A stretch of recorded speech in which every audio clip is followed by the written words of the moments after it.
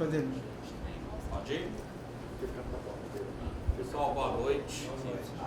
Queria agradecer aí a presença de vocês nessa sexta-feira à noite. Pelo menos aqui está fresquinho, lá fora está muito quente. A mostra dos melhores filmes do ano 2023, ela pela primeira vez está acontecendo aqui no Ponto Cine. Está marcando aí também o retorno do Ponto Cine às atividades, que ficou parado aí desde o início da pandemia. E para a gente, da produção e da Associação de Críticos de Cinema do Rio de Janeiro, que organiza a mostra, que todo ano se reúne, vota e escolhe aí os 10 melhores filmes, escolhe também os homenageados e a iniciativa cinematográfica. Está sendo muito prazeroso de estar aqui no Ponto Cine, de trazer a mostra para Guadalupe, porque a mostra ela já acontece há muitos anos. Durante muito tempo ela aconteceu no Centro Cultural Banco do Brasil, depois tivemos uma edição no Cine Odeon, e agora a gente conseguiu aí, através do edital do Pro Carioca Audiovisual, promovido pela Rio Filme, a gente conseguiu um patrocínio que proporcionou da mostra acontecer lá no Estação Net Rio. Lá aconteceu do dia 7 ao dia 13 de março, e de trazer aqui também para o Ponto Cine, começamos dia 12 e vamos até domingo, dia 17, tá? Então, queria agradecer a presença de vocês aqui hoje. Nos outros dias, eu sei que vocês participaram do curso também, que o Mário ministrou aí nos últimos 3 dias, e temos ainda mais 2 dias pela frente. Amanhã tem o Oppenheimer, que é o grande vencedor aí do Oscar desse ano.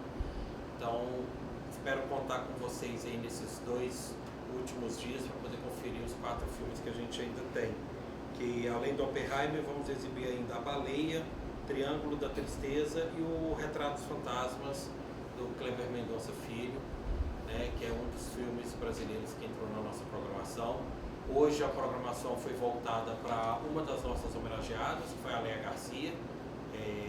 Nós exibimos o Filhas do Vento. E vocês acabaram de assistir o Nelson Pereira dos Santos, Vida de Cinema, que foi escolhido como iniciativa cinematográfica de 2023, certo? Vou deixar vocês agora com Mara Abad, Célio Silva, Luciana... Luciana, esqueci seu sobrenome. Costa, eu ia falar Couto. Luciana Costa e a Dailton Medeiros, que é o idealizador, o diretor aqui do Ponto Cine, para poder conversar um pouquinho, falar sobre a importância de salas de cinema, da gente, como público, como espectador, como cinéfilo, ir ao cinema, continuar indo ao cinema, essa experiência aí que é tão importante. Não tem streaming nenhum no mundo que consegue algo parecido. É isso. Mais uma vez, obrigado, tá, pessoal? Vocês. Deixar você começar aí. Não, melhor você. Então, deixa a Luciana, que é a nossa representante aqui. Primeiras mulheres. Então, gente, complementando isso que o Breno estava falando agora, eu acredito que o streaming foi tanto um progresso quanto um retrocesso, porque ele nos permitiu ter experiências cinematográficas em casa, principalmente na pandemia, que a gente não tinha como ter esse contato, a gente não tinha como estar saindo para ver os filmes. Mas o problema disso foi que muita gente acostumou, e aí os cinemas começaram a fechar, as pessoas começaram a não vir. Acho que no ano passado a gente teve uma retomada muito grande com o fenômeno Barbieheimer, que o filme da Barbie, o filme do Oppenheimer trouxeram as pessoas de volta para o cinema. Eu espero que isso se mantenha, que a gente não perca esse nível de lotação de sala que a gente conseguiu, É muito importante cinemas como aqui o Ponto Cine estarem abrindo de novo para receber o público, porque a gente acabou ficando muito também nos cinemas grandes como Kinoplex, como Cinemark, que são ótimos cinemas também, mas aí a gente não tem uma programação mais variada, a gente não tem tanto filme nacional, a gente não tem tanto filme, mostras de cinema mais antigas, a gente tem uma cultura tão rica, a gente tem tanta vertente no cinema, e a gente acaba perdendo isso quando a gente só liga ali o streaming para ver qualquer coisa que está passando, ou vai uma vez no mês no cinema ver qualquer filme que que não vai nos fazer pensar, às vezes não vai acrescentar tanto. Esses são filmes super válidos também. Acho que a gente tem que ver de tudo, né? Blockbuster, documentário, filme nacional, filme estrangeiro, pra gente formar toda uma cultura diferente, uma vivência nossa, uma visão nossa. Então é muito importante vocês estarem aqui. É muito boa essa troca, da gente poder debater, a gente poder ensinar alguma coisa pra vocês, aprender alguma coisa com vocês. Essa troca é muito rica, é muito importante pra gente, pra cultura como um todo. Vou passar a palavra para o próximo. Bom, assim, quando me chamaram para discutir esse tema, eu pensei há muitos anos atrás, passava um comercial, antes do filme começar no cinema, que era uma cena do Último Imperador, do Bernardo Bertolucci. Vocês já assistiram O Último Imperador? Vocês?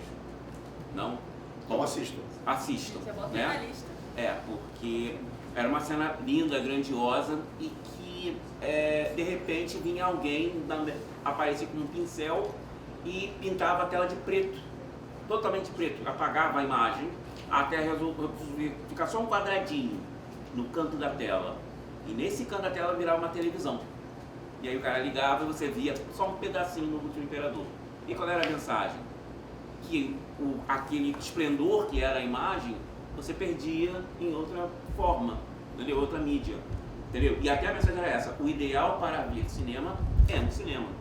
Então assim, quando eu penso que a gente está ainda retomando, né? Porque assim, a pandemia acabou, mas eu penso que assim, os nossos hábitos mudaram, as pessoas mudaram seus modos de ver certas coisas, como o cinema, como a cultura em geral. Por exemplo, eu vejo mais pessoas indo ao teatro às vezes, tipo assim, sem medo de ir a um teatro, mas ainda tem uma relutância com o cinema.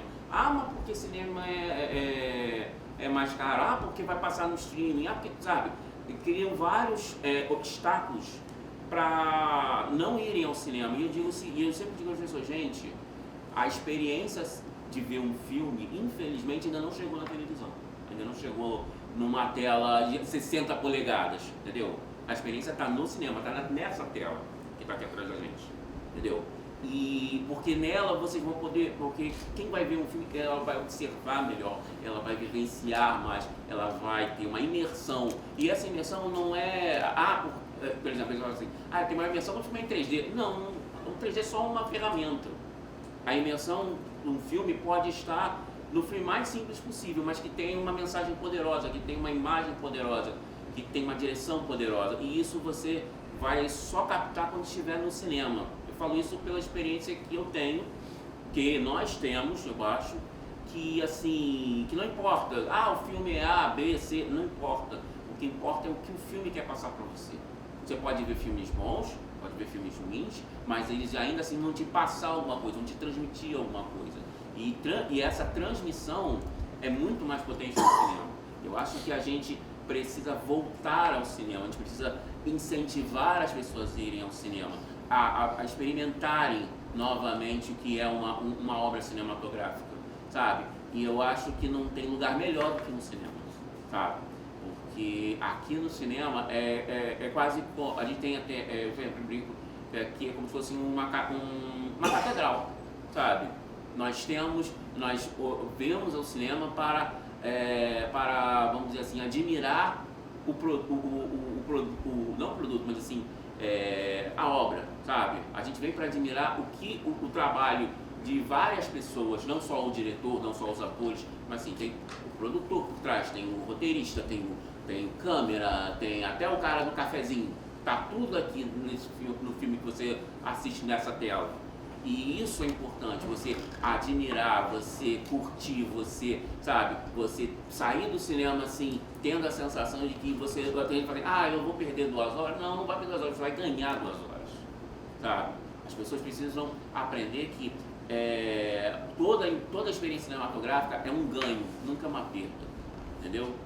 E assim, eu acho que hoje a gente precisa ter mais cinemas de rua. Por exemplo, eu acho legal a iniciativa daqui do Ponto Cine ser aqui nesse bairro, entendeu? Porque, por exemplo, eu moro no Meia tem, sabe, assim, teve uma época que tinha 4, 5 cinemas, hoje nós temos 2, sabe, e dentro de um centro cultural, que é o caso da Laura Imperato, e ele tem uma programação muito limitada. Eu fico muito triste pela limitação de lá, mas pelo menos existe. Antigamente, até então não existia.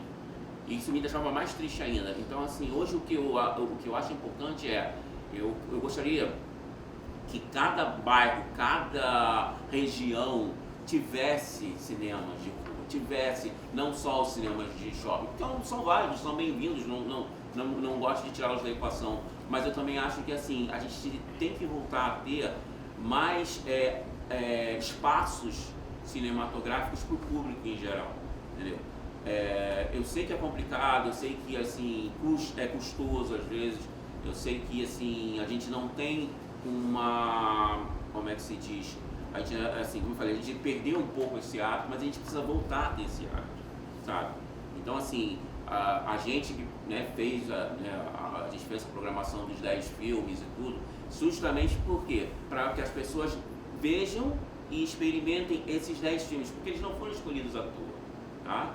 Eles foram escolhidos porque, assim, havia vários outros filmes, tá, gente? A gente não pegou do nada esse filme, não. Mas é importante vocês experimentarem cada um deles, conhecerem cada um deles, para que vocês pensem, poxa, eu aprendi uma coisa vendo um filme do Aronofsky, eu aprendi uma coisa vendo um filme do Tarantino, eu aprendi uma coisa vendo o filme do Bergman. Bergman não tá na partida, né? Mas tudo bem. Mas o que eu quero dizer é que, assim, tudo é um aprendizado. Então o mais importante para a gente hoje, para nós que amamos cinema, é que a gente aprenda cada vez mais. Não só a gente que vive disso, que trabalha com isso, mas também o público em geral. Porque lá na frente podem surgir novos cineastas, novos atores, novos produtores, novos roteiristas. E quão legal vai ser isso para a nossa cultura? Porque a gente tem que valorizar a nossa cultura, acima de tudo. Entendeu? Então, assim, quanto mais cinemas, mais cultura a gente vai ter. Acho que é isso. Vou pegar um pouco a carona no que o Célio falou. Alguns filmes que chegaram, porque é importante dizer que quando a associação se junta para votar, há uma diversidade muito grande de pensamento. Então, vai ter uma votação super democrática. Nós lemos todos os filmes que foram lançados no ano no circuito do cinema. A gente, na época da pandemia, acrescentava o streaming porque os cinemas estavam fechados, mas agora voltamos a dar atenção aos filmes que são lançados na sala de cinema. Então a gente lê do 1º de janeiro até o dia 31 de dezembro. E cada filme que é lido, ele é votado. Então, vamos supor, sei lá, tem 10 pessoas, vão ter 10 votos ou não, ou menos votos para aquele filme. A gente cria uma margem de corte. Normalmente a gente deixa pela metade ou 40%, tipo assim, se temos 10 pessoas votando, é muito mais que 10, tá? Mas para vocês entenderem, temos 10 pessoas votando, então a margem de corte seria 4 votos, ou então 5. Se um filme tiver 5 votos, ele já passa para o segundo turno automaticamente. Então, não são escolhidos só 10, acaba entrando, às vezes, 15, 16, 17, até 20 filmes. Por exemplo, no artigo que eu escrevi aqui para a revista, eu cito outros filmes que entraram nesse segundo turno. Filmes como Barbie, Homem-Aranha através do Aranha-Verso, Maestro, Monster, Guardiões da Galáxia Volume 3 e Pedágio. Se vocês verem bem nessa lista, é uma lista muito diversa. Tem um filme nacional, tem uma animação, tem um drama, tem um filme comercial, tem um filme super-herói. Então isso mostra que a associação tem uma preocupação muito grande com essa diversidade. E a gente não fica só tentando escolher o nosso gosto, e a gente respeita o gosto dos colegas. Quando chega no segundo turno, a gente pega esses mesmos filmes e revotamos de novo para ficarem só os 10. Mas vamos supor, entrou 8 e ficaram 4 empatados. Esses 8 já ficam e a gente revota esses 4 de novo até ficarem 2. Exaustivamente até ficarem 2. Sem ninguém impor a sua vontade ou querer manipular algum tipo de resultado. Escolhidos 10, as mesmas pessoas votam no filme que eles acham, na lista daqueles 10, que é o melhor do ano. Mesma coisa, vamos supor que tem 10 pessoas votando, aí 5 votaram num, 5 votaram no outro. A gente revota e revota até chegar a uma conclusão de que vai ser o melhor filme do ano. Então é um processo muito democrático, é um processo muito respeitoso entre todas as pessoas da associação. Nós somos aproximadamente mais de 30 pessoas, não é todo ano que as 30 pessoas conseguem se reunir, então a gente passou a se reunir pela internet, porque às vezes a pessoa tem como reunir de casa, mas não tem porque vai ter um compromisso, enfim. E as pessoas que, por acaso, não estiverem presentes por algum motivo de força maior, elas podem enviar uma lista com os filmes que elas mais gostaram para a votação no primeiro turno. Já no presente, o tempo elas votarem no segundo turno, ou terceiro ou quarto, até chegar aos 10, e para escolher o melhor filme do ano. Então, eu estou explicando esse processo, porque as pessoas acham assim, ninguém põe a vontade de ninguém, todo mundo simplesmente vota. Não é nenhum discurso de convencimento, tipo, eu gosto desse filme. Aí a pessoa fala, não, eu vou tentar convencer os... Não, a gente fez um acordo que ninguém vai tentar convencer ninguém, até porque acho muito difícil. Hoje, até na aula, teve um certo embate sobre uma pessoa que gostava muito da La La Land, outra gostava muito de Moonlight. Quem gosta muito de Moonlight não vai ser convencido e vice-versa. Então, respeita-se. Se a pessoa está votando, vota no Moonlight, o outro vota no La La Land, vai ter outras pessoas votando e algum desses filmes vai acabar entrando na lista. Essa é só para vocês entenderem o processo, como é que funciona. Sobre essa parte do cinema, é uma coisa muito complicada, porque o cinema já vinha perdendo pessoas para ir assistir antes da pandemia. É natural. Piorou por causa da pandemia pelo seguinte motivo: as pessoas ficaram trancadas praticamente 2 anos dentro de casa. Ninguém aguentava mais ficar dentro de casa vendo televisão ou conversando com as mesmas pessoas em casa o tempo todo. Então, no momento que você teve essa liberdade, a coisa que você mais quer é ver pessoas. Então é normal que você queira ir no bar, no restaurante, no teatro. Por mais que a experiência do teatro possa parecer parecida com o cinema, não é. E também shows, em que você vai lá, pula, dança, você extravasa, você curte aquela música. Então, eu até entendo porque está mais sendo difícil no cinema. Por quê? Porque em casa, durante 2 anos, você via até aquelas lives, às vezes o Caetano Veloso fez uma live legal, mas não é a mesma coisa que ver o Caetano ao vivo. Independente de gosto, só para citar um artista muito importante brasileiro que fez uma live nessa época.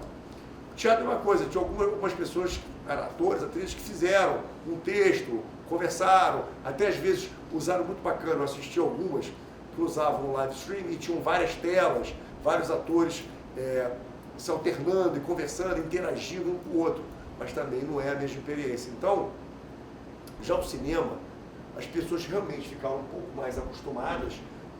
Poxa, eu posso vir em casa, eu não preciso interagir, é diferente. Sim, é um ponto. Mas tem um segundo ponto que eu acho mais importante. Quantas vezes a gente foi ao cinema para ver um filme de drama, um filme de comédia, um filme de ação, de aventura ou de terror, e a gente gostou mais daquele filme ou teve um sentimento diferente justamente pela reação do público que estava ao seu lado. Porque o cinema você está no escuro, o teatro tem um pouco de luz, mas o cinema é totalmente no escuro, a única luz é na tela. Na teoria, todo mundo tem que ficar quietinho, normalmente fica, às vezes tem um ou outro que acaba mexendo no celular, mas eu acho que dependendo do cinema que você for, e dependendo da maneira que você conversa com a pessoa, você até consegue resolver esse problema. Todo mundo no escuro, concentrado, vendo uma cena, que pode ser uma cena de suspense, uma cena de terror, uma cena de comédia. Aí acontece aquilo, talvez você me ache muito engraçado. Mas aí tem uma pessoa perto de você, ou atrás, lá na frente, que dá uma risada até muito engraçada, que a risada dele talvez é mais engraçada do que a própria cena do filme. Aí você ri junto. Aí você começa a interagir, entrar naquilo. Como também um grito, às vezes, que tem, quando está chegando o assassino com a faca. Você se assusta mais com o grito da pessoa do que, às vezes, com o que está acontecendo na tela. Então, essa interação que faz o cinema ficar muito mais interessante. E, além disso, como o Célio falou, o cinema envolve muitos profissionais, e profissionais muito bons, que tem muitos temas muito interessantes para discutir com a gente, até temas que, às vezes, a gente não concorda. Mas que é bom a gente discutir, até para mudar de opinião, ou para reforçar a opinião que você já tinha. Realmente, eu assistisse de uma outra forma, um grande diretor, um grande roteirista, e continuo tendo uma opinião, que é válido também. Então a gente não pode deixar isso perder. vou passar a palavra para ele, mas eu vou dar antes só uma última coisa que acho que ele vai entrar por aí também. Eu acho que o grande problema no cinema, principalmente no Brasil, é que eu acho que a gente tem muito dinheiro, a Ancine recolhe um imposto incrível, temos bi lá guardados, que infelizmente nada posição política, mas o Centrão está de olho daqueles bi loucamente para fazer qualquer coisa com aquele dinheiro, menos investir no cinema. Só que as pessoas, até as pessoas que votaram talvez um candidato mais radical, não entendem como funciona esse imposto.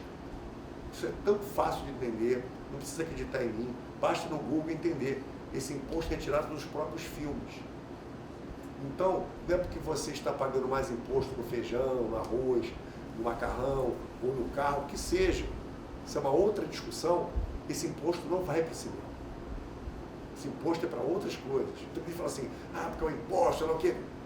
O imposto desse sai do próprio cinema. Quando eu fiz um filme e ia lançar meu filme, eu tive que pagar um imposto. Então, sai da própria coisa que eu estou fazendo para ser investido na própria arte. Então, há essa discussão no Congresso muito louca, né? Por que esses bis estão parados lá e você não coloca esses bis? Acho até interessante, na saúde, na educação, que são coisas muito mais importantes que cinema, eu concordo. Mas esse imposto é retirado dos filmes. E a intenção desse imposto é para aplicar esse dinheiro nos filmes. Por quê? Para que a gente possa aqui, inclusive, quando a gente faz um filme, a gente tem uma equipe, como ele falou. Isso dá muito emprego para muitas pessoas. E o filme, se ele tiver um ganho, não só de bilheteria, ele fala, mas para que fazer um filme que só vai 2 pessoas? Se o filme tiver um ganho intelectual, ele vai sair do Brasil, vai participar de festivais internacionais, que vai proporcionar emprego de novo para essas pessoas que fizeram aquele filme, talvez trazer até um prêmio para o Brasil, que vai abrir portas do Brasil para o mundo. Então é uma coisa muito mais complexa do que isso. Então, eu acho que esse imposto que é direcionado para os filmes, que infelizmente no governo passado, sem nenhuma crítica, ele não foi aplicado, simplesmente o governo passado achou melhor não ter nada, que eu acho uma loucura isso, então ficou parado lá, sempre inventava-se uma desculpa para aquilo não andar. Se criava editais, nem Paulo Gustavo, mas arrumava-se uma maneira daquilo não andar. Então, finalmente, esse governo novo, independente se você gosta ou não gosta, não vou entrar nesse mérito, está tentando fazer esse dinheiro andar. Tanto que tivemos um edital, o edital está aqui, e é por isso que vocês todos estão sentados aqui. É por isso que vocês assistiram o filme da semana inteira, vão assistir filme até domingo, é por isso que vocês fizeram o curso. Por quê? Porque finalmente os editais começaram a andar, uma coisa que não estava acontecendo antes. Tá? E aí, para concluir, já falei até demais, eu acho o seguinte, esse imposto, que é muito bom para, de novo, investir em filmes, já que é muito dinheiro, a gente vai pegar uma pequena parcela dele, isso que eu acho que está faltando, algum deputado, algum senador que leve isso para o Congresso, olha, por que a gente não pega uma pequena parcela, já que tem acho que 3 bi, 4 bi, muito dinheiro, tipo um pedacinho lá, 100 milhões, sei lá, uma coisa pequena, que é muito dinheiro, mas para eles não é, pega esse pequeno dinheiro e investe também na exibição. Porque você tem todos os filmes, se você pegar esse imposto e investir na exibição, talvez podemos ter novas salas de rua, podemos proporcionar para vocês filmes, poderemos ter o Ponto Cine, entre outros cinemas, em outros bairros. Se você investir isso... Mas o governo vai chegar lá, vai construir uma sala de cinema? Sim, por que não? Trazer os projetores, botar, investir nisso. E, ao mesmo tempo, baratear o ingresso para as grandes redes do cinema nacional. Porque não vejo problema algum, tanto na Barbie, no Oppenheimer, ou nos Vingadores, que as pessoas vão lá e compram seu ingresso e vão querer ver. Quero ver a Barbie, vai pagar 40, 50 reais e vai ver e vai lá ver o filme. Agora, às vezes, quando você tem um filme nacional, um documentário como esse passou do Nelson, um documentário do Kleber, poxa, vou pagar 40 reais, já tem uma certa cisma, não vamos generalizar, não é todo mundo, em pagar esse dinheiro. Então, se você puder exibir até no cinema lá do shopping, um filme do Kleber por 10 reais, por 5 reais, eu tenho certeza que vai ter muito mais gente assistindo o filme dele. Então, eu acho que tinha que colocar isso na exibição, no ingresso e também nas salas. Passo para você agora. Beleza. Obrigado. Depois eu vou pegar esse, é que eu preciso falar algumas coisas antes, tá? Só lembrando que essa semana é só uma palhinha, né? A gente chegou na segunda-feira, a gente fecha aqui, a gente vai repaginar o cinema todo, vai ter uma obra, vai a gente surgir aí em maio de cara nova, né? Porque a gente sempre gostou de ter essa linha bonitinha, né? Você dá dignidade para as pessoas, a gente fala tanto de dignidade, qualidade de vida, né? Você estava falando que os cinemas fechando. Cara, nesse período dos cinemas fecharem, só nessa rua aqui, 7 farmácias. Se nós tivéssemos mais cinemas, provavelmente teríamos menos farmácias. Né? O cinema é qualidade de vida. Né? E na questão da experiência, às vezes a gente fala assim, mas é legal, né? O Walter Benjamin, ele fala assim, ele define a vivência e a experiência. A gente vivencia muitas coisas durante o dia, mas elas são normais. Você escova dente, tomou café e almoçou, isso é normal, né? Você não tem vontade de falar isso para ninguém, mas quando você vai para o cinema, você sai do cinema, você tem vontade de falar tudo, não só do filme, mas daquela pessoa que deu aquela gargalhada. Essa é a experiência, o que a gente chama de experiência. Eu aprendi uma coisa aqui no Ponto Cine, é muito interessante. O Ponto Cine é a primeira vez que o Ponto Cine está exibindo filmes estrangeiros. A gente só exibe filme brasileiro aqui. A nossa programação é dedicada, toda voltada à cinematografia brasileira, porque a gente precisa formar público para o cinema brasileiro. E a gente tem bons filmes. Mas eu acho que funcionou tão legal essa mostra que daqui para frente a gente vai dedicar uma semana aos melhores filmes estrangeiros. Vai ser joia, vamos quebrar o paradigma. E quando a gente começou aqui, eu ia para frente dessa tela aqui, entre essa tela e a plateia, e ficava explicando às pessoas que a gente tinha que assistir filme brasileiro, porque a tela é o reflexo do que nós somos. E daqui a pouco eu estou ali na plateia, aí estou vendo o cara tomando chimarrão. O outro dia eu estou vendo o cara tomar um tacacá. Cara, eu tomo chimarrão, sabe? Eu tomo tacacá, agora eu tomo minha cerveja ali na mesa do bar. Pô, eu estou errado, esse meu discurso está errado. Eu vou começar a perguntar às pessoas o que elas sentem assistindo ao filme. Aí eu comecei. E as pessoas, muito simples, né? Elas começaram a falar assim, olha, eu não sei te explicar não, mas quando eu gosto do filme, eu entro ali naquela tela e quando acaba, eu sou outra pessoa. Cara, eu acho que arte, tudo quanto que é arte, para mim é mentira. Se arte para mim é mentira, o maior espaço para contações de mentiras possíveis é na telona. Mas são mentiras que nos levam a refletir sobre as nossas verdades. Isso que é legal. Isso que vem contribuir com essa experiência, né? Isso é fantástico. E eu aprendi com a plateia daqui. Quanto a esse imposto que o Mário está falando, que é o Codecine, né, Mário? Sim. Que a gente, a exibição, ó, no cinema, de forma geral, não só o cinema brasileiro, mas o norte-americano, porque a gente não dá nem para falar em cinema estrangeiro. E seria ótimo a gente falar, pô, vou no cinema do shopping ali assistir um filme iraniano, vou assistir um italiano. Não. É o mais do mesmo. São os mesmos títulos em todos eles. Né?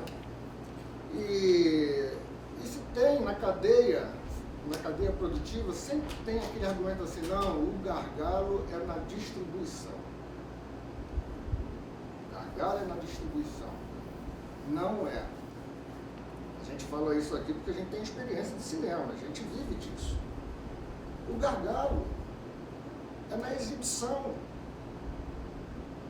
Sabe? Se você tiver... Cara, como é que você pega essas grandes, as mágicas, né? Você vai pegar um filme brasileiro, você pega Homem-Aranha. Homem-Aranha vai entrar em cartaz. Cara, é falado um ano inteiro quase sobre o Homem-Aranha. É fantástico, é na rede social, é direto. Toda hora tem...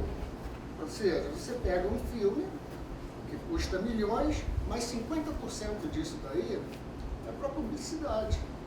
E ele é lançado no mundo inteiro. Né?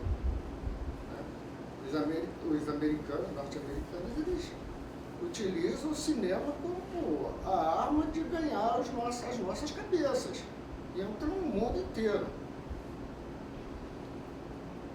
Mas aqui o que acontece? Além da gente não ter salas, né, porque a gente sempre... Você lembra daquela música 90 milhões em ação? É década de 70? Quando nós éramos 90 milhões, nós tínhamos 3.700 salas de cinema no Brasil. A menor dela tinha 604 lugares. Hoje, as salas de duplex, as maiores têm 300, não chega a 400 lugares. Né? Hoje... A média é 170. 170, olha só. E hoje, nós temos 3.206 salas. E menos de 7% dos municípios do Brasil. Para mais de 200 milhões de pessoas. Para mais de 208 milhões de pessoas. Então tem alguma coisa errada.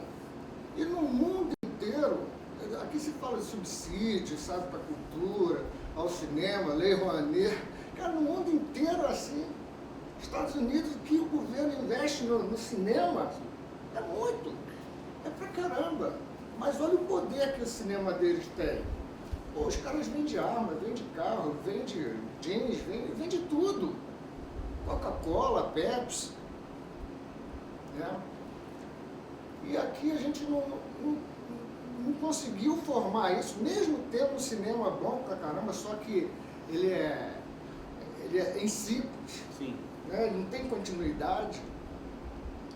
Quando a gente, por exemplo, o maior produto audiovisual que nós temos aqui no Brasil são as telenovelas, né? São vendidas para 190 países no mundo.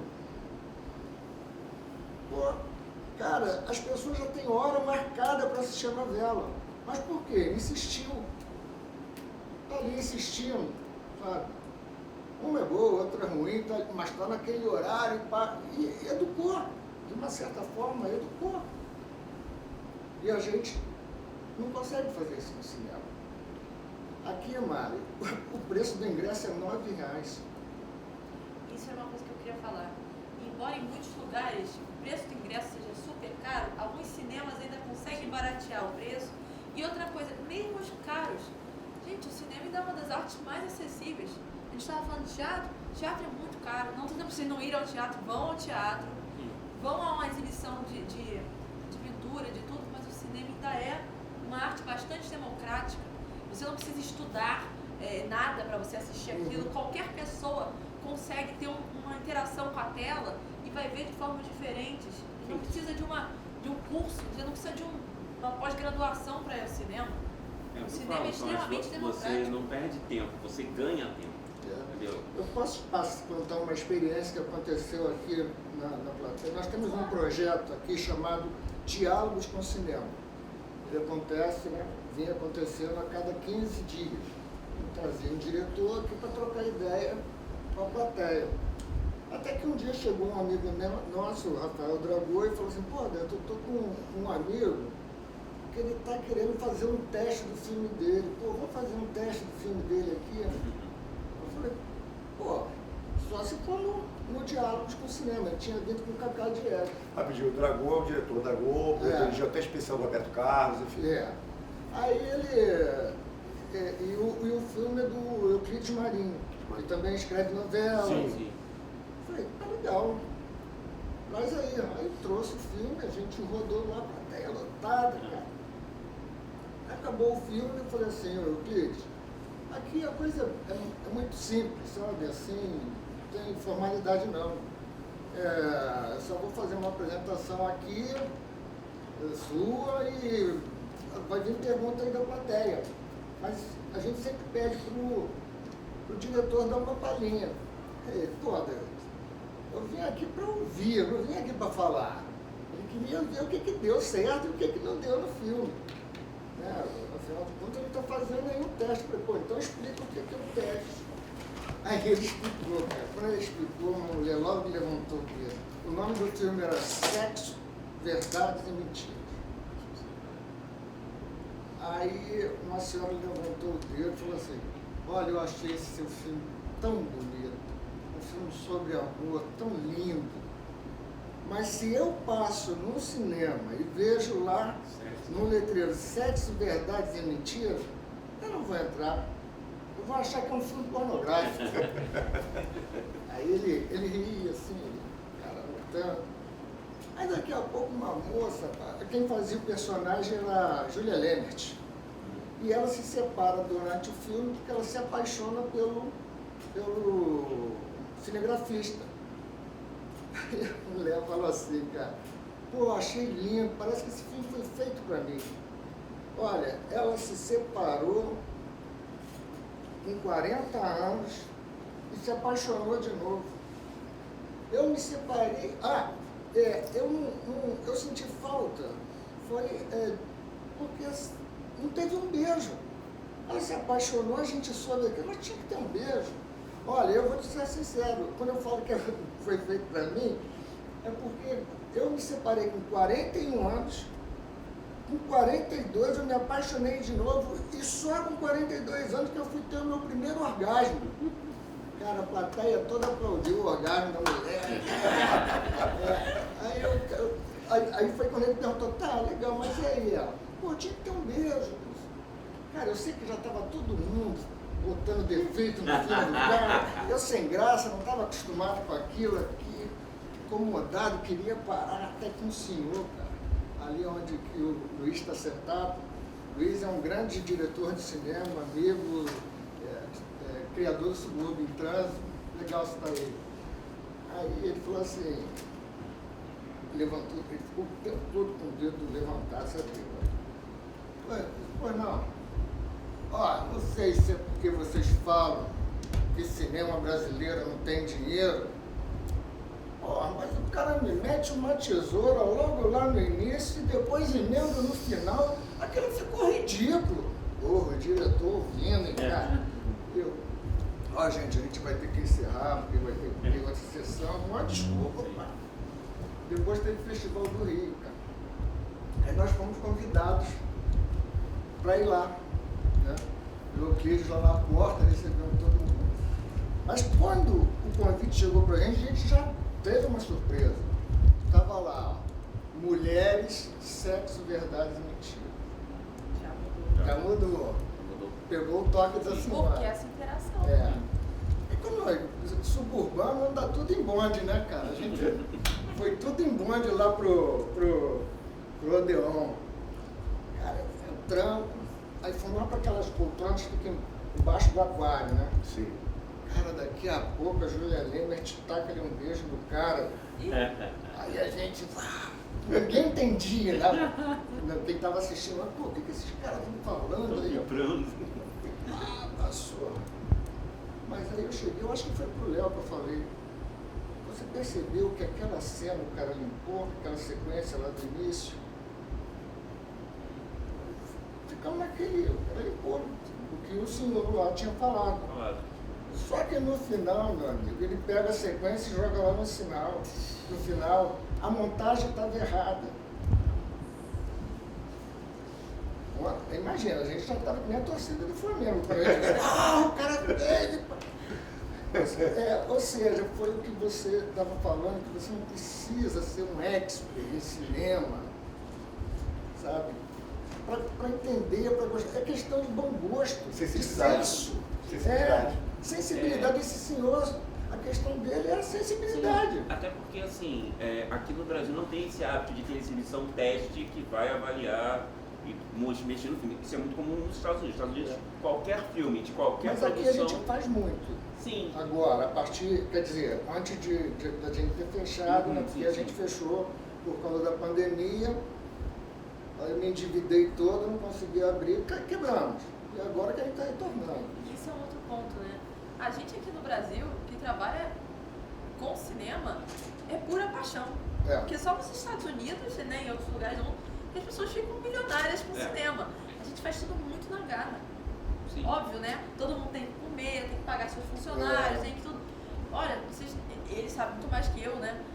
A quantidade de dinheiro que é gasta para você manter uma sala de cinema, luz, projecionista, pessoas que trabalham aqui, Depende de quem vai entrar pra cá. bombonier. Aí a pessoa às vezes pensa assim, ah não, tô pagando muito caro nesse ingresso. Sim, eu tenho certeza que é um sacrifício para você, como é para mim, como é para todo mundo.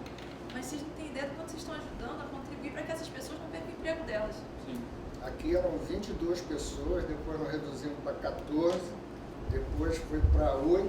Hoje são 3. Hoje são 3, mas tem aquela, na época das mostras, principalmente cine literário, pô, são 57 pessoas trabalhando, cara. Pessoas que precisam trabalhar e estão recebendo. Isso daí. Tocar suas vidas. Isso daí. Eu tenho certeza que a gente não precisa convencer ninguém que está aqui a frequentar cinema, né? Porque se vocês estão aqui 9 horas da noite, ouvindo essa gente chata aqui falando, é porque vocês já gostam disso, né? Mas eu acho muito importante, justamente porque o Brasil não tem publicidade, né? Boca a boca, gente, sabe? Vê um filme legal, conta pros seus amigos, fala que eles têm que ir lá ver. Tudo que a gente tem aqui no Brasil é isso, né? É o povo, é a amizade, é a interação. Aquilo que eu falei, o orçamento é mal direcionado. Né? Vai? O imposto é muito mal direcionado. Muito mal direcionado. Mal A direcionado. exibição tinha que ter. Se fala muito também, assim, ó, isso da cultura de uma forma geral. A forma mais democrática, a gente encontrou a forma mais democrática de distribuir verba, que é através do edital. Cara, eu fico imaginando o Hélio Oiticica, se fosse vivo, disputando o edital, ele não ganharia um. Sim. Nem do Álvaro. Nem Glauber. Nem Glauber Rocha. E aí O o Deville mundo ficou estaria 20 anos sem perdendo conseguir ouvir. muita Deville, cultura, 20 muita anos. experiência. Então, essa fórmula está errada. A banca que resolve está errada. Mas a também. gente não consegue. Cara, porra, tinha os lançamentos o festival de. Como é que a gente fala? Aquele de Búzios? Jorge Cinema do Músico. Mas Internacional, Festival Internacional. mas de lançamento. Mostrava os filmes que entrariam em cartaz lá no. É o show Búzios. Era muito legal que eu ia lá, cara, aí todo mundo conversava comigo na festa. Tinha umas festinhas maravilhosas. Poxa, essa era o melhor, O né? pessoal do cinema é animado. Nossa, pra caramba. No final, era todo mundo bêbado. Aí, cara, todo mundo conversava comigo. Mas na hora de negociação, porra, eu tava isoladão. E um dia, eu levantei lá, eu queria falar sobre o preço médio de ingresso. Né? Aí, eles estavam falando de preço médio de ingresso, eu estava querendo falar de... Eu achava, cara, que o cinema tinha custado na época R$6. Porque aquilo dali foi uma mentira que passaram pra gente. Nós tínhamos uma tecnologia brasileira desenvolvida pela Rain Network. Ela tinha esse nome, tanto é que mudou, né? É uma empresa brasileira, hoje é a OE, é um nome indígena. Eles desenvolveram uma tecnologia de cinema digital. Essa sala aqui nasceu, é a primeira sala digital do Brasil. A primeira sala popular de cinema digital do Brasil. E era com o sistema da Rain. O que nós tínhamos que fazer? Muito barato. Construir uma sala com o sistema da Rain é muito barato. A nossa expectativa era montar uma sala aqui, pegar esse modelo, replicar em todo o Brasil, atingir a América Latina e África. Essa era a nossa viagem. Quando abrimos aqui, essa galera do Mercosul veio toda aqui conhecer o cinema, cara. Veio toda hora, tinha gente aqui para conhecer esse negócio do cinema digital. Nós perdemos o bonde porque não investimos em pesquisa e tecnologia para melhorar esse sistema, que era nosso. Aí as grandes margens se associam, né? A Boeing desenvolve o DCP, eles vão lá, compram e empurram no mundo inteiro. Aquele projetor de 35 milímetros que durava 100 anos, às vezes mais, tem uns ainda que existem, é a carvão ainda. Agora é aquilo dali. Esse projetor aí, ele custou o preço da construção dessa sala.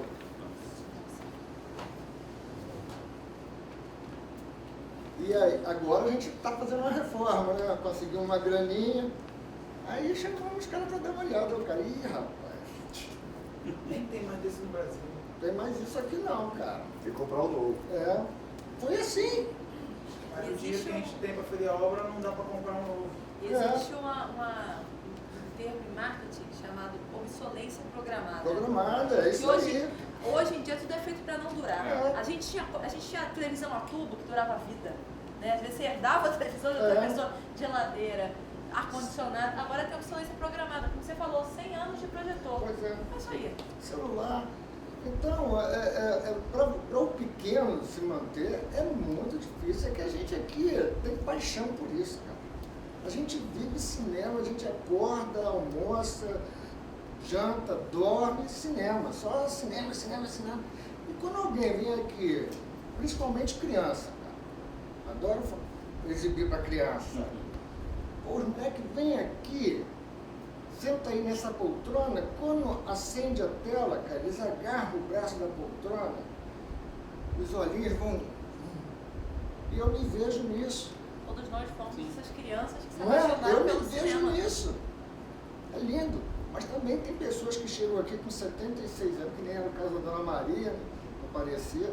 76 anos, nunca tinha entrado no cinema. Pô, isso não é justo. Gente, eu falo pra caramba. Tá ficando meio tarde. Um debate, quero abrir para vocês agora, para vocês quiserem falar alguma coisa, ou perguntar, colocar uma colocação. Fiquem livres agora para isso, por favor. Eu quero. Então, assim, eu fiquei refletindo muito sobre o que foi colocado, né? Eu sou nascida e criada em Realengo. Fui ter acesso a museu, por exemplo, durante a minha faculdade. Fico muito feliz aqui, né, desse espaço, porque eu lembro que quando eu saía do trabalho e descobri aqui, eu saía do trabalho para cá e já aconteceu de eu estar sozinha nessa sala, né, e ter a exibição dos filmes. E eu discordo quando é colocada essa questão de que é um valor acessível para todo mundo. Se a gente para pensar na desigualdade que existe na população, né, não é acessível para todo mundo, ainda o valor. Eu acho que é muito importante pensar esse lugar da democratização, porque senão a gente parte de um discurso elitista demais. Eu estou falando de uma realidade, da minha realidade, que não cresci numa realidade paupérrima, né, pobre, obviamente, né, do subúrbio, né, mas que fui ter acesso a essas obras culturais. Eu concordo completamente quando você diz, né, se tivéssemos mais cinemas, teríamos menos farmácias. Eu sou professora e muitos dos meus alunos na favela de Senador Camará não tiveram acesso ao cinema, porque a criança não vai sozinha para o cinema. Para pensar, a criança, ela paga meia entrada, estudante de escola pública.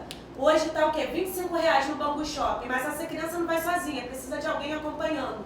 Quanto que vai ter de dinheiro nisso daí? Mas o que eu estou querendo trazer é que eu acho que é muito importante a gente pensar em políticas de democratização.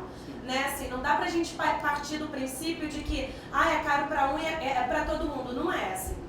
A gente vive em uma desigualdade enorme, que muitas pessoas não recebem nem salário mínimo. Então a gente colocar, né? Não dá pra gente ter essa mesma medida. Eu acho que pensar esse lugar aí da distribuição, pensar outras estratégias, né? Como foi filme nacional, quanto que vai ficar, enfim. É preciso para ter essa formação de público mesmo, né? Especialmente nas periferias, né? Enfim, que a gente precisa trazer outros debates. Enfim. Mas foi por isso que eu falei que o imposto está errado, que tem que botar na exibição. Sim. Se esse imposto estivesse na exibição, o ingresso podia ser até gratuito. Poderia ser R$2 ou R$3. Então, agora, para a gente conseguir isso, aí fica um alerta de cada um de vocês. Acredito que a maioria de vocês vão votar nos seus vereadores, nos seus deputados, senadores, e era bom questionar essas pessoas que vocês vão votar, tipo, o que o senhor pensa fazer em relação à cultura? Sim. O que o senhor pensa fazer em relação ao cinema? Aí você fala isso tudo, você fala, porque eu concordo com tudo que você disse, mas se a gente não tiver alguém representando a gente lá em Brasília, ou até mesmo aqui no Rio de Janeiro, para acontecer isso, isso nunca vai mudar. Foi o que eu disse, o imposto está lá. Porque, olha, vamos pegar uma parte desse imposto, 10%, vamos botar na exibição. E criar esse mecanismo de você conseguir ver o cinema até gratuitamente, ou até pagando R$2, R$3, R$1. Mas isso precisa vir de lá. E aí só votando nas pessoas. Pode falar. Desculpa. Não, pode falar. Eu acho que também é um apoio. Por exemplo, né? Eu sou de família de 5 irmãos e fomos criados pelos nossos avós, eram analfabetos. Mas desde então levaram a gente para o cinema. Entendeu? E graças a Deus a gente estudou em colégios muito bons. Assim, públicos, mas bons, que tinham um evento de te levar no cinema, na época da Kibond, e vários outros eventos. Jardim Zoológico, Sim, que hoje em dia é outro nome. se dependesse da minha família, naquelas condições, a gente não teria isso, né? E aí o colégio te levava a isso. Infelizmente, hoje, além de ser o governo, ser... eu acho que até um incentivo que não tem mais dos pais. Não sei se, né? Não sei se foi uma besteira, mas... Não está. Eu incentivo muito os meus filhos, mas eu vejo muitas pessoas que até coisa se chega na escola não tem. E assim, igual eu trago aqui para poder ter, mas qual é a procura? Não, olha só. Qual é a procura? Deixa eu só falar uma coisa, pegando o que o Mário falou e o também que você acabou de dizer. Acontece que assim, a nossa sociedade infelizmente passou por mudanças, tá? E nem todas foram benéficas, especialmente para a parte cultural. Eu falo isso porque assim, a gente passou por uma fase muito restritiva à cultura, na qual até questões de história quiseram ser mexidas e ainda querem ser mexidas. E isso tem um impacto social muito grande. Então, assim, você falou, né, de sua família mesmo sem condições, teve como levar você para conhecer coisas, depois você para a escola. Então, assim, eu também passei, assim, minha família não foi pobre, tá? Mas meus pais sempre tiveram a preocupação de que nós, meus irmãos, tivéssemos contato com coisas culturais.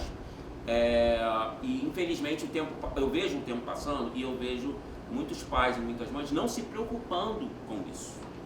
E isso infelizmente cria o quê? Uma geração de não espectadores, entendeu? Então isso é muito complicado.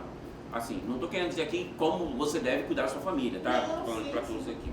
Mas o que eu acho importante é o seguinte, os pais, os filhos têm sim que abrir portas, sabe? Abrir janelas na mente de suas crianças para o que existe culturalmente falando e não ficar fechado em coisas que são restritas. Infelizmente, como eu falei, a gente passou os últimos 4 anos com uma política restritiva.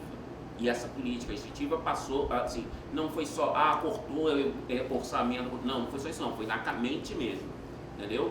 Então... Vai ser difícil consertar tudo de novo. É complicado, é um processo, talvez não leve 4 anos para resolver. Deve ser uns 12. Sabe? Mas assim, mas o que é importante... Não, mas o que é importante é o quê? É você valorizar novamente a cultura.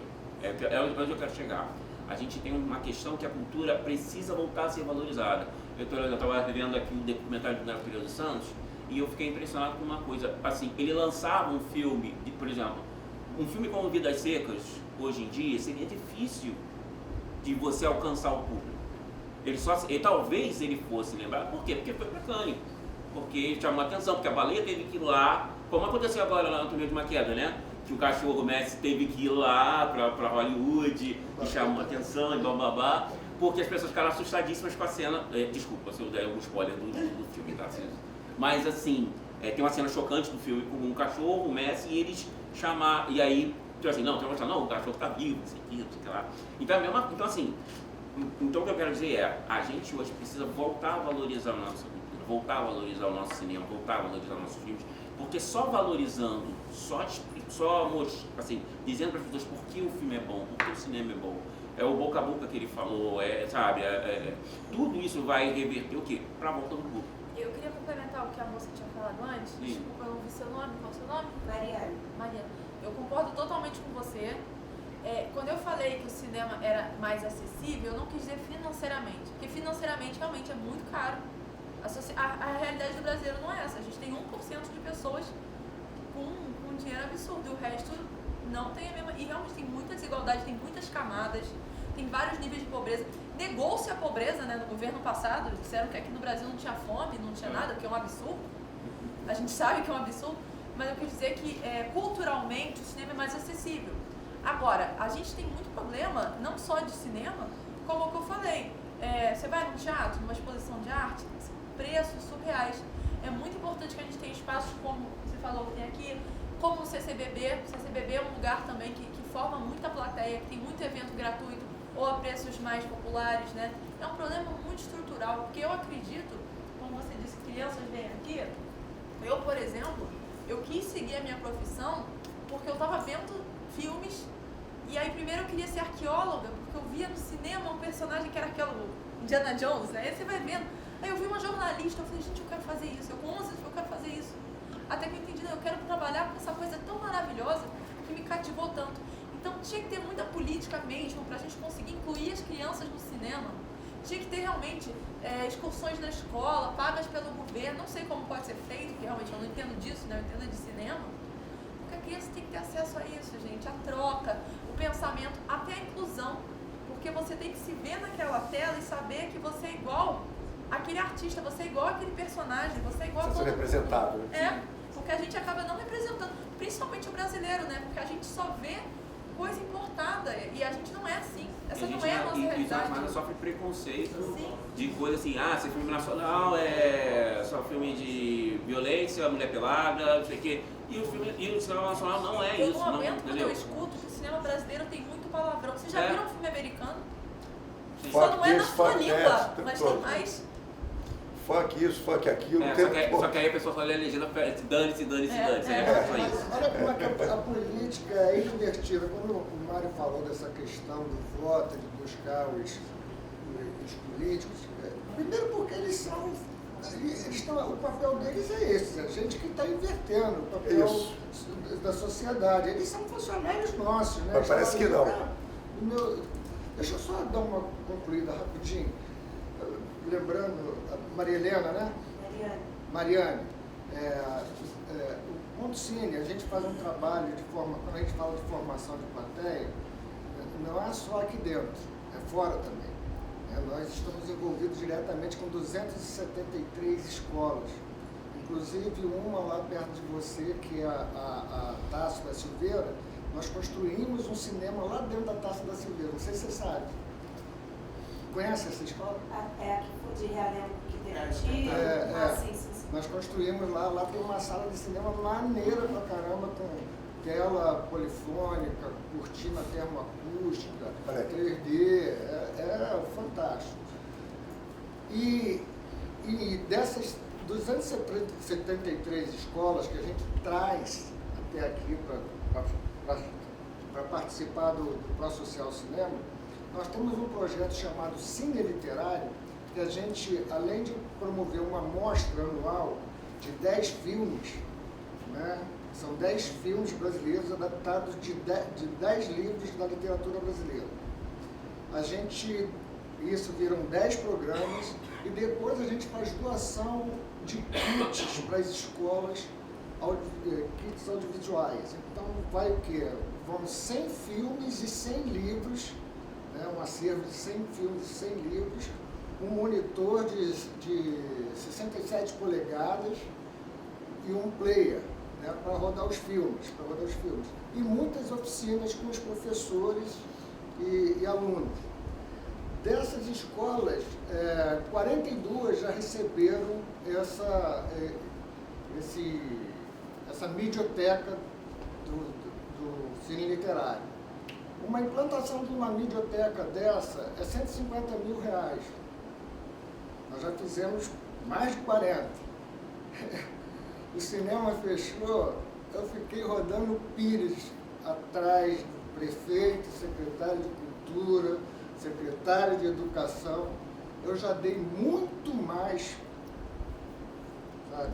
Muito mais para a rede pública de educação do que eu tenho. Era hora de eu ter esse cara é importante pra caramba, né? Vamos ajudar os caras. Então lá, só do que ele já levou como legado para a escola tem 9 milhões. Porra, não consegui. Eu preciso. Muito mais, né? Conhecimento. Você Pra caramba, deu então. uma contribuição absurda. Nós não conseguimos, eu precisava de 1 milhão.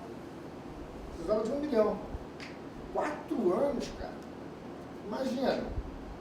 4 anos a gente sofrendo, porra, fazendo cálculo, né, Léo? E na viagem. Muitos anos a gente fez essa amostra aqui só com contribuição. Ninguém deu R$1. A gente fez na garra, um ajudando o outro, vendo quem que podia doar alguma coisa, fazer junto com a gente, doar um espaço, doar um tempo. Essa amostra, ela tem, a associação fez 40 anos esse ano, mas essa amostra tem mais de 20, até tem 27, 28 anos. Nos últimos 4 anos, nós pagamos do nosso bolso, todo mundo fez uma vaquinha, ajudou, fizemos a revista, fizemos a amostra, levamos para o campus da Estácio, quando era ainda no Rio Comprido, que agora foi para o Maracanã, depois levamos para o campo do Maracanã, enfim.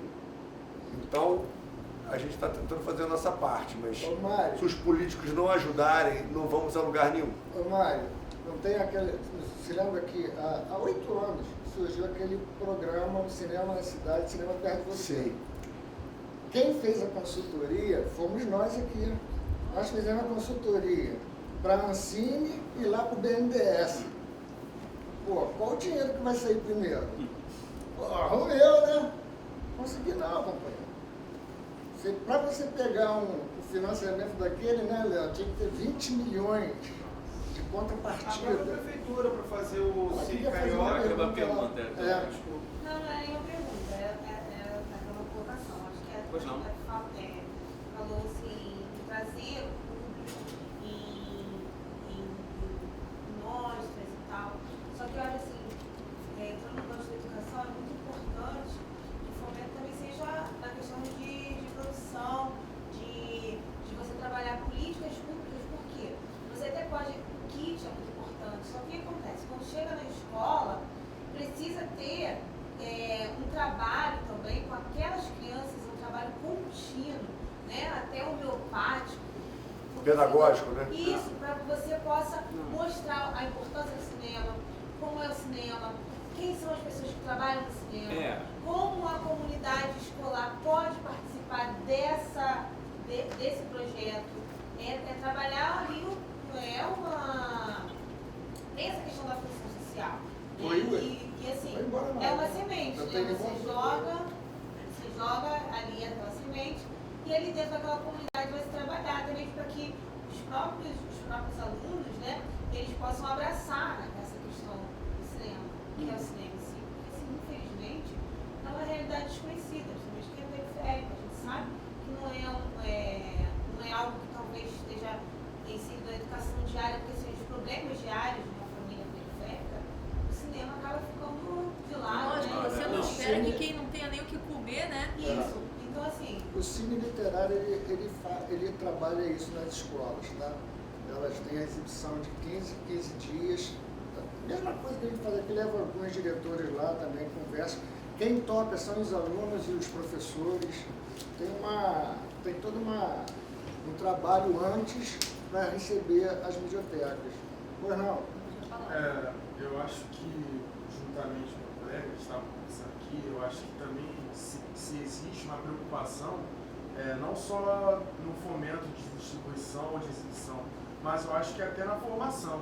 Assim, tanto na divulgação desses espaços, desse conhecimento, porque para mim, pessoalmente, assim, falando um pouco, eu estudei a vida toda no Pedro II, que é um colégio de elite, um colégio federal, que, querendo ou não, de certa forma, abre muitos espaços para poesia, arte, etc, etc. Então, sempre me fizeram sonhar sonhos que um dia eu tive que entender que eu não podia ter, sabe?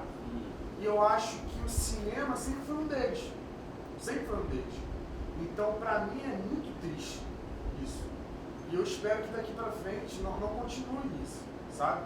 Eu só fui saber do Ponto Cine em 2020. Então já fechou, sabe?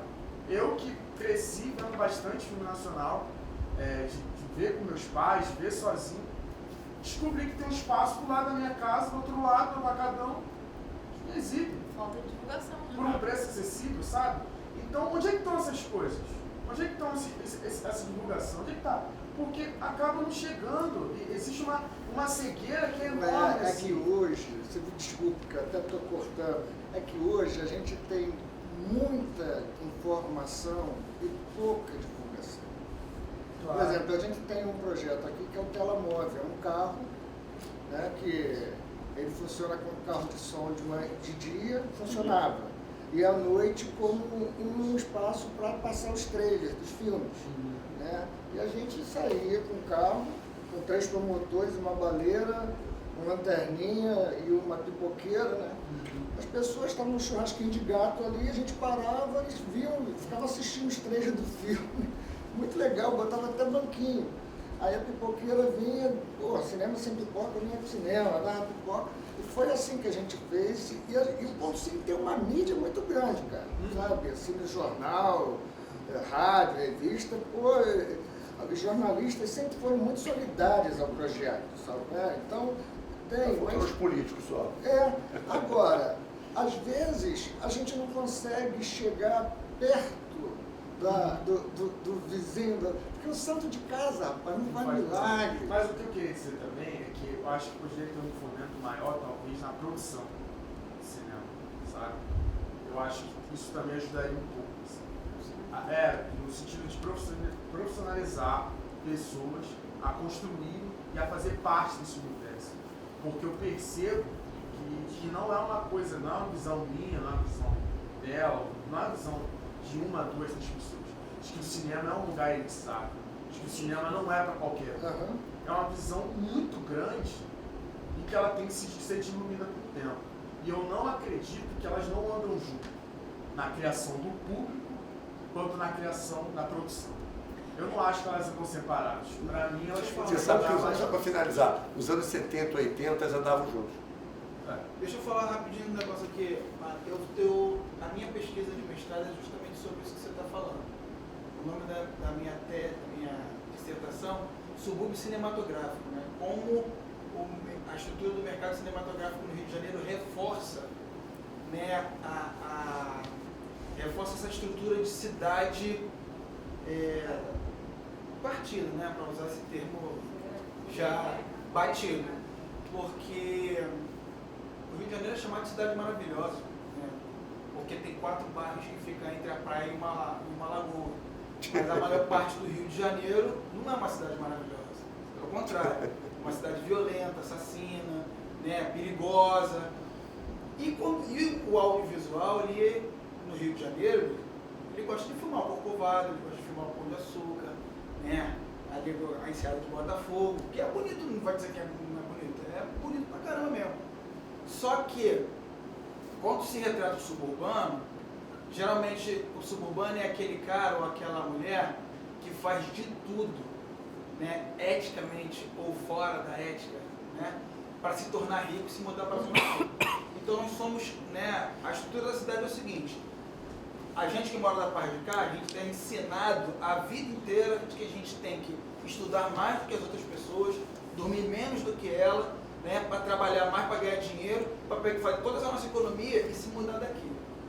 Para a gente ganhar o título de cidadão carioca, porque cidadão carioca é quem mora na cidade maravilhosa. Nós somos subcarioca, suburbano, né?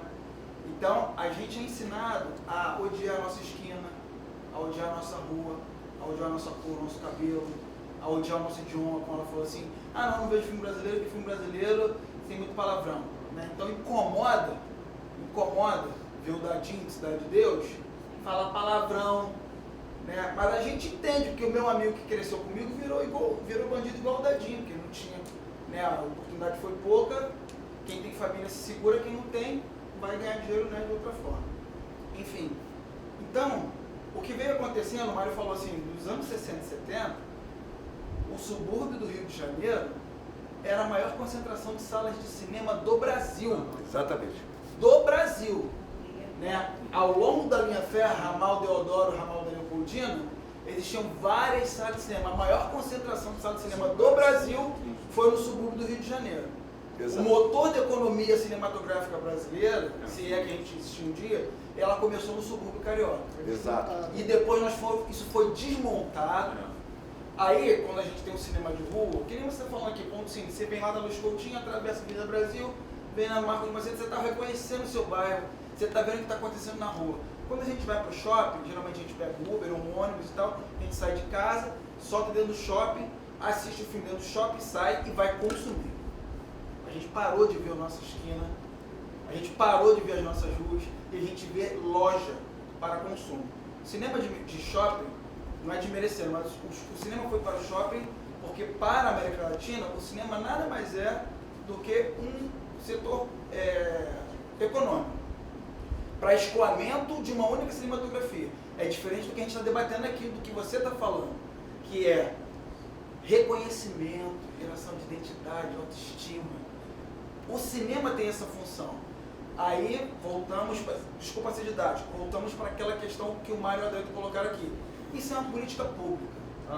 Né? O Ponto Cine vem há 18 anos tentando convencer todas as instâncias do governo, todos os governos que passaram ao longo desses 18 anos, de que nós somos uma política pública. Você está falando da questão de formação de profissional. O Ponto Cine é um polo audiovisual. Lá onde você assistiu a aula, já teve uma turma de realizaram 5 curtas-metragens em Guadalupe, falando de família guadalupense, falando do costume suburbano, porque a gente não se vê na tela mesmo, né?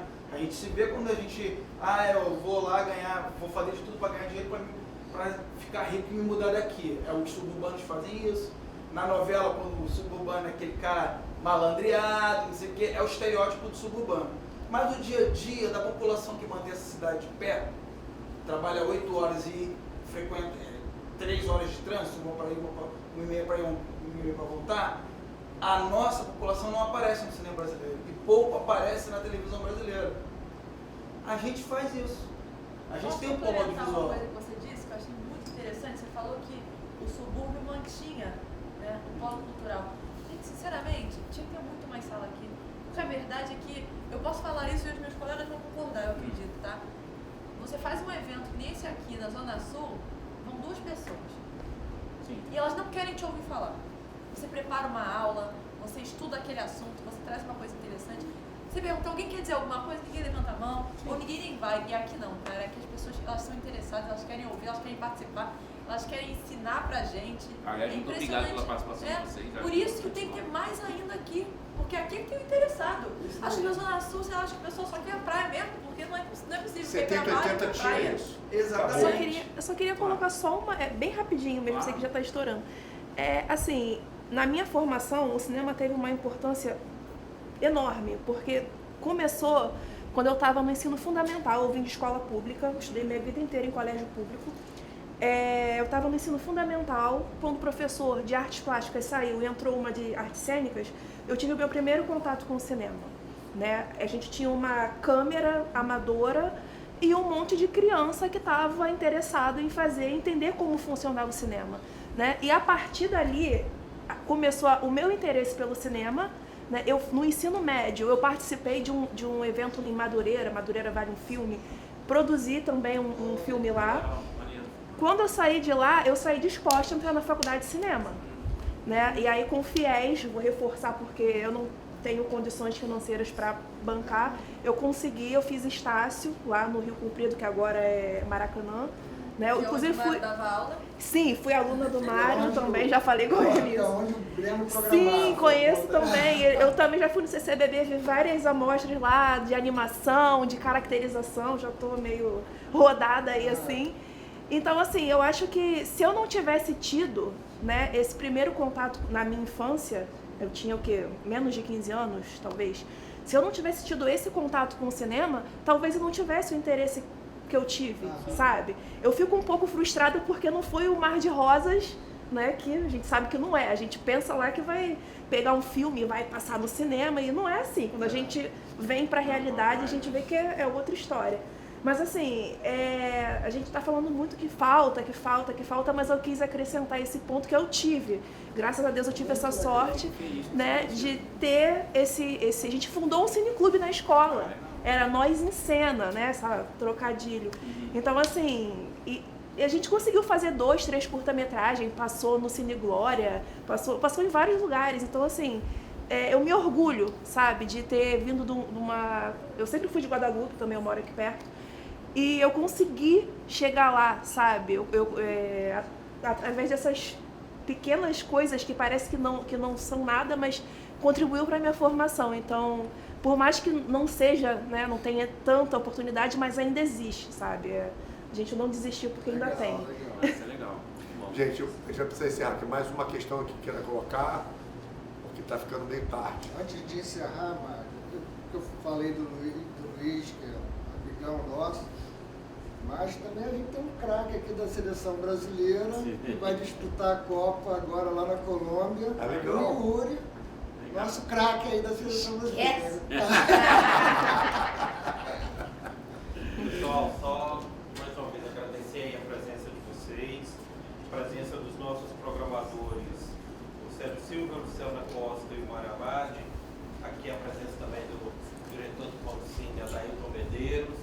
E lembrando que a Mostra dos Melhores Filmes do Ano é uma realização da BLG Entretenimento, com o apoio da Rio Filme através do Pro Carioca Audiovisual e com a parceria aí do Ponto Cine e também do Estação Net Cinema, onde a gente ficou durante uma semana também, certo? Até domingo aqui no Ponto Cine, tá joia? Obrigado, tá?